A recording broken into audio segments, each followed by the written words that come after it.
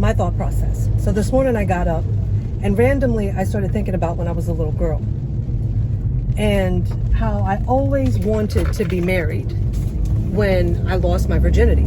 That was always my heart's desire.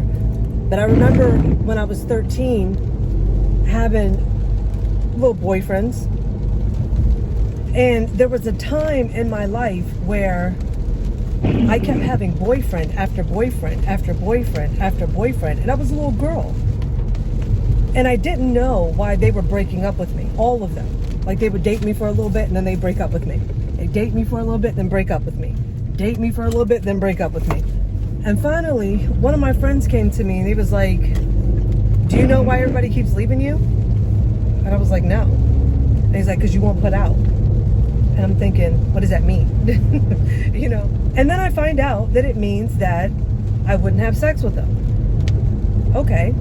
So I end up meeting my husband, who at the time was just a guy that I liked. And I remember really, really, really, really liking him. And as much as I wanted to wait till marriage, even as a little kid, like that really shouldn't have been something that was like on my mind like that. But I did. And the thought that came to me was, if I don't do something, he's going to leave me just like everybody else.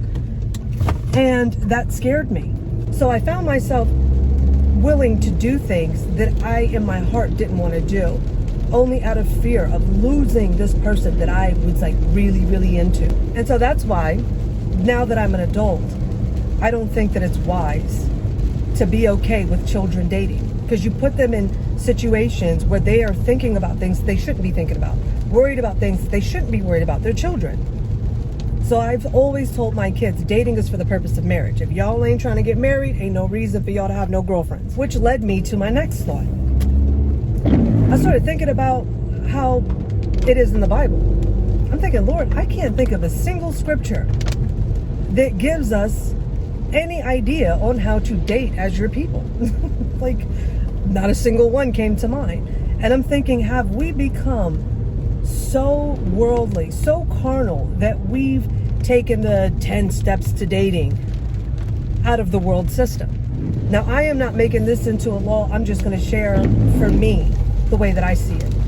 I remember many years ago, I was worried about not being able to get married again, or not being able to find the right guy, that when I came across another believer, I was thinking, like, this is the guy. Like, you know, he loves you, he's cute, you know, why can't I pursue this? Long story short, he came to me and he said, you know, the reason why you think this way, the reason why you think that if it ain't him, it ain't nobody, is because you don't trust me when it comes to this area of your life.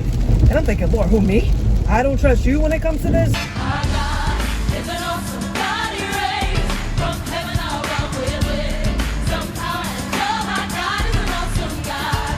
But in this area, I really don't think you care too much. This one, I must handle myself. Nowhere in scripture. He cares about the whole of me. But I think that we're so worried about being married that we never sit before him to learn how to be a wife, how to be a husband, how to lead a family, how to nurture a family. We're not learning our roles, but yet we want to be able to enjoy the skinship and the companionship of another person. And without being developed in all of these things in him, and knowing that he's the number one source and they're just a blessing that is added on to what it is that he's doing with you, in you, and for you, you'll always seek for that person to feel something in you that they can never do. You're asking them to do the impossible. And though I don't believe in like this one person that's set up for you, I do believe in the way that they believed in scripture. It's trusting God and providing the wife. Trusting God in sending the husband. You're not looking for him. Trusting him to bring you to him, but not you go looking for him.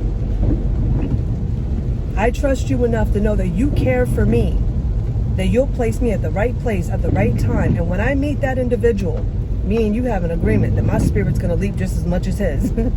That when he hears me, he's going to know that's my wife. And I'm going to know that's my husband. That's the expectation that I hold before the Lord. And I am not looking for anything less. So just giving you a little something to think on. I know that you've been blessed in your hearing. And as always, family, Grace and peace.